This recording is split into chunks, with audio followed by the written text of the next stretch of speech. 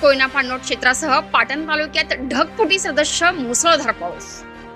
शुक्रवार पहाटे 3 वाजल्यापासून ढगफुटी सदृश्य पाऊस।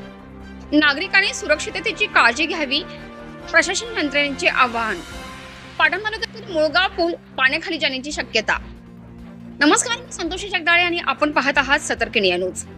रात्री 3 वाजल्यापासून कोयना पाणलोट क्षेत्रासह पाटण तालुक्यात आज शुक्रवार पहाटे 3 वाजल्यापासून छत्रपती शिवाजी महाराज जलसागर पाणलोट क्षेत्र, कोयना धरण, नवजा, कोयना पातरपुंजसह संपूर्ण पाटण तालुक्यात ढगफुटी सदृश्य पावसाची नोंद झाली आहे। तालुक्यातील सर्व ओढे, नाले, नद्या दुतडी भरून वाहत आहेत, तर सततच्या पावसाने कोयना धरणात येणाऱ्या पाण्याची आवक वाढली असून पाणी नियंत्रणासाठी धरणाचे 6 वक्र दरवाजे 1 फुटावरून जादा उचलण्याची शक्यता नाकारली जात नाही। 1 फुटावरून जादा उचलण्याची शक्यता आहे। या मुसळधार सुरू असलेल्या पावसाने जनजीवन विस्कळीत झाल्याचे वृत्त समोर येत आहे, तर प्रशासन यंत्रणा सतर्क आहे। अशा परिस्थितीत विनाकारण कोणीही घराबाहेर पडू नये।